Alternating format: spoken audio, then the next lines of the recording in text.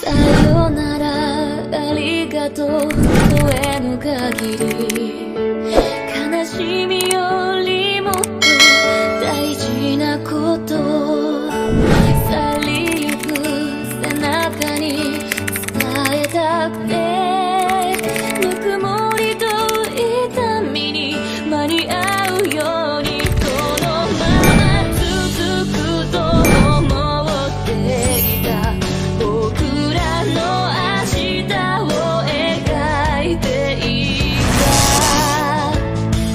呼び合っていた I felt a soft surface on my back. I'm still dizzy, but my senses awaken when he wiped something cold on my arm. I opened my eyes and stared at him.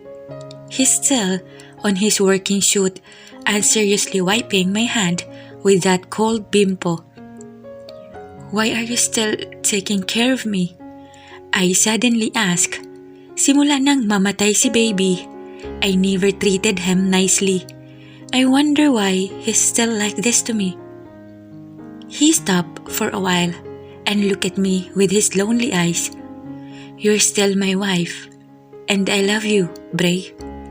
I bitterly smiled. Bad thing for you. I'm hating you. I'll wait for your love to come back. He just said and continues wiping my thigh. What's with you? Bakit hindi mo nalang balikan ang Brenda mo? I bitterly asked. I won't. I don't love her. Tanga ka. Para ako ang piliin mo. He smiled a bit. Alam ko. Bakit nandito ka pa rin sa tabi ko? Mahal lang kita. He said and started to unbutton my blouse. I can't help not to look at his face. I know, nahihirapan siya sa akin. But I just can't control myself from being a bitch to him. He deserves it. Hindi man lang natin nalaman ang gender ni baby. I coldly said. He stopped wiping my chest and looked at me. You don't know how guilty I am about what happened, honey? You should. He sighed and sat on the bed. Brie, why don't we give our relationship a chance? Why can't you just give me that chance, Brie? Am I that hard to love? You mean, are that hard to trust? He stared at me for a while before getting up. I'm still here waiting for my Brie. Go to sleep now. He removed my blouse, skirt, socks, and shoes before covering me with comforter. Good night, honey. I love you. He sweetly whispered and kissed my forehead and eyes. A tear fell from my left eye when he stepped out of the room. I wish you can love someone else, Yurhi. I woke up with a heavy feeling. Shit, mukhang may lagnat na ako. Tumingin ako sa tabi ko at nandoon pa si Yurhi. It means maaga pa. Nilalamig talaga ako kaya sumiksik na lang ako sa likod niya. Kahit papano nabawasan ang lamig. Bakit naman hindi inalis ni Yurhi ang bra ko? At hindi niya ako dinapitan. Umupo ako sandali para alisin yun at para abutin ang pinaghumaran ni Yurhi na t-shirt. I really love the smell of his shirts. Sinubukan ko ulit matulog dahil ang sakit-sakit ng ulo ko pero hindi naman ako dinadalaw ni antok. I heard Yuri's moan. Thank God at gising na siya. I am hungry and I'm not really feeling well. He turned to look at me and his eyebrows creased. Naramdaman siguro niyang mainit ako. He put his hands on my neck and forehead. Han, you have a fever. And a hangover. I added, wait, I'll get what you need. He kissed my forehead first before getting up. Pumasok siya sandali sa banyo. Maybe he took his necessities. I closed my eyes because of headache. I'll cook you foods, okay? I heard him say. I opened my eyes and stared at him. He has his shirt now. I wanna take a bath. But you're sick, he said while caressing my hair. Yeah, that's why I wanna take a bath. He nodded. Then I'll help you take a bath. Hindi na ako tumanggi dahil hindi ko kaya at wala na akong itatago sa kanya. Isa pa, hindi pa ganoon ka-okay ang braso ko. "What do you want for breakfast, honey?"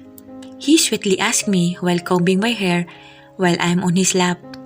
Kakatapos lang niya akong damitan at sinusuklay naman niya ako ngayon. Somehow, bumuti ang pakiramdam ko sa pagligo. "Any, basta may lasa." I weakly answered. "Okay," he said before carrying me and kissed my forehead. He laid me on the bed and covered me with comforter. "Aren't you going to work?" I asked. He stopped walking and looked at me. "No, honey. I'll be here with you. Si Dave na muna ang bahala sa lahat." Hindi na lang ako sumagot at pumikit na lang. Yuri's overflowing with sweetness, and I hope he deserves me. I felt some small kisses on my face. "Honey, it's time to eat." I opened my eyes and saw him shaking my arm. "What are you doing?" I asked. He sighed. "I'm sorry. Napahigpit ang hawak ko sa braso mo kagabi. Hindi ko sinasadya." He sincerely said. I just nodded. "Eat your mushroom soup now and take some medicine," he said and helped me to sit. He put a pillow between my back and the headboard of the bed. "Drink this first for you to taste the foods," he sweetly said and offered a glass of yellow-green liquid. "What's that?" "It's a lemon juice, honey. It will be good for you." I get it from his hand and drank it. And yes, medyo may nalalasahan na ako. He started to feed me. And it really tastes good. "I told Zach to excuse you in your classes," he said after helping me drink my medicine. I nodded. "Okay," I just said. Do you want me to help you sleep, hon?" I looked at him and nodded. I really need it. I really need his hug.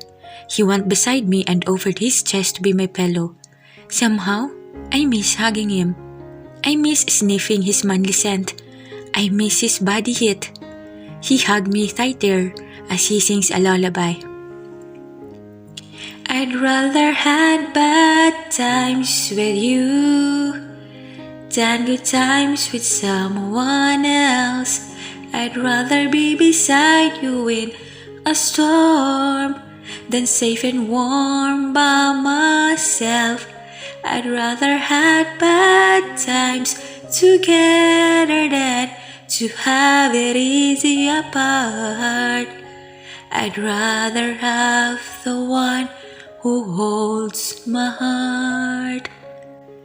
I felt every word he sang. I'm not dumb. I know he meant every word. "Brie, I want us to have another baby." Agad akong napadilat at tumitig sa kanya. Napansin ko rin na nagtutubig ang mata niya. "Maybe a baby would bring back your love for me." "Tapos lulukuhin mo na naman ako at madadamay na naman ang baby?" I sarcastically asked. "It's not having a baby that made me love you before. It's about you being faithful to me, Yurhi." "I'll wait for you to trust me again, Brie. Even though it will hurt me so much, I can endure. That's how I love you. I'm looking forward again for the time you'll tell me that you love me too." He blinked twice and tears fell. "I'm going," I said with an emotionless face and picked my bag up. "Do you want me to drive you to school?" he asked that stopped me from walking. "It's still early. I can take you." "No," I coldly said and looked at him. "Hindi na. It's fine." He has nothing to do but to nod. He went in front of me and kissed my forehead and eyes. "I love you. Take good care of yourself." I stared at him blankly. "I will." And I left him. 2 days lang ang itinagal ng sakit ko. Good thing Yurhi really knows how to care for a sick one. Thankful? Yeah. Lucky me. Tough luck for him. "Ma'am, hihintayin ko po kayo dito," the driver said. I just nodded and walked away, but I stopped walking when I saw her. She even stopped too. I thought she'll kill me through her stares, but then She weakly smiled and went to the other direction. God, I really miss Faye. But I'm really not yet ready to whatever talking they want. Yurhi and Faye. I just went to a classroom where my first class will be held. Brie! Ay, Brie! Agad akong humarap sa gumulat sa akin and I found Zach. Agad ko naman siyang hinampas ng libro. Peste, bigla na lang sumulpot dito sa hallway. Anong kailangan mo? Tanong ko dito. He smirked. I need to talk to you. I rolled my eyes. No, alam kong tungkol yan kay Yurhi. Wrong, it's about Faye. I again rolled my eyes. No, and I started walking again. Why are you so tough, woman? I heard him say from the back. Hindi mo ko kailangang sundan. Wala kang mapapala. Sinabi mo na rin sana yan kay Yurhi. Mas matutuwa ako kung siya ang iiwas sa'yo. You're hurting him too much. I stopped from walking and faced him. Matagal ko nang sinabi yun sa kanya and it's not my fault kung nagpapakatanga pa rin siya. He smirked. You're gonna regret very soon, Brie. I'm telling you. Then he left. I watched him walk away. I shook my head. Then, it would be better kung siya na rin ang lalayo. Hindi na rin naman mag-work to. I'm a tough kind of person. I only trust a person once. Once is enough. Twice is foolishness and stupidity. It's lunch break and we don't have classes in the afternoon so I decided to go to the mall. Mababagot lang ako sa bahay at wala namang ibang pagkakaabalahan. Hintayin mo ako dito kung matigas talagang ulo mo. Bahala ka kung mabubulo ka dyan. I told the driver and went out of the car. Ayaw pa kasing umuwi. Alam naman ni Yurhi na ayaw kong may bumubuntot sa akin. I just don't know why he is that hard-headed. I sighed when I saw Jollibee. I caressed my tummy. Ni hindi ka man lang nagtagal sa sinapupunan ni Mommy. I prevented my tears from falling and continued to walk. Ano pa bang magagawa ng luha ko? Tapos na eh. Wala na. May bagong bukas na stall kaya naman pinuntahan ko yun. Kennedy Vaughan. Yan ang pangalan ng stall. I look at the dresses. So, it's a product of international clothing line in Ireland. Wow! Good thing, it's for men and women. Well, magaganda talaga ang designs. It's worth the price. How would you like our clothing line? I look at the direction where the familiar voice came from and I saw him, Ken. What? Your clothing line? I asked. He chuckled. Yeah, I just brought it here in the Philippines. It was originated in Ireland. My father is an Irish while my mom is half Filipino and Irish. My jaw hung as I look at all the designs. Wow! So mayaman talaga siya, big time. And he's an Irish din. Hindi nga naman maitatago sa mukha niya. I knew it that moment I saw him at the bar. So, this is your name? I said while pointing the tag. He nodded. Yup, nothing else. Believe it or not, Dad really loves me, that is why. Alam kong hindi halata sa mukha ko ang pagiging papa's boy. And he chuckled. Mukhang pinagsabay-sabay mo ang pag-open ng business mo ah. At talagang lagi pa kitang nakikita kapag pumupunta ako. He laughed sexily. Don't you think it's fate? I laugh silly. For a gorgeous woman, what do you want? You'll be having a discount. I chuckled. Really? He nodded. Okay then. Then, I'll be having a good time with this guy. Thank you talaga, Ken. It's too much, I said with a smile.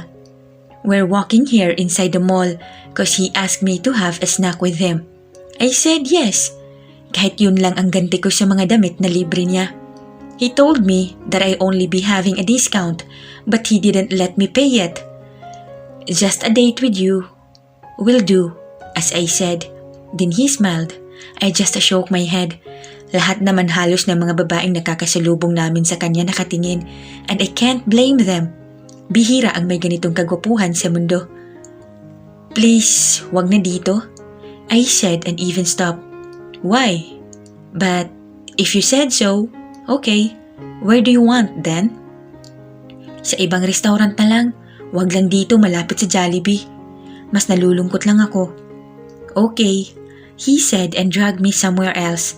He's very jolly. Akala mo bata. Halata sa kanya na ine-enjoy niya lang ang buhay niya. We find seats and told to the waiter what we want. Hindi ka ba napapagod ngumiti? I suddenly asked. He chuckled. Nope, walang masama sa pagngiti. In fact, kahit malungkot ka, dapat ngumiti ka pa rin. I chuckled. I wish I am as cheerful as you. Parang pasan mo ang mundo. Ano bang nangyari sa'yo? I bitterly smiled. I don't know but I have the urge to tell him my problems. Maybe it will ease the pain. So I sighed as I retell the story of my stupid life. Have you heard his side or the woman's side? He asked the moment I ended the story. I shook my head. Why should I? It won't change a thing. Hindi niya maibabalik ang buhay ng anak ko. He sighed. Brie, something will change. Maybe your mind's thought will change and you'll be able to do what is right or better. I'll take that as an advice but I can't still do that. The wounds and bruises are still fresh, both physically and mentally. And I raised my right arm revealing a bruise brought by that accident. Okay, if that's what you want, then you should let those heal. He sighed. Sayang talaga, gusto pa man din kita. Don't worry, I'm attracted to you either, I smirked, but I didn't expect what he did next. He brushed his lips against mine. I was stunned. I'm about to say something, but then a man showed up. Ma'am Brie, boss is actually waiting for you to come with me right now. Dave said. My heart pounded very fast. He's here? I asked almost whispering.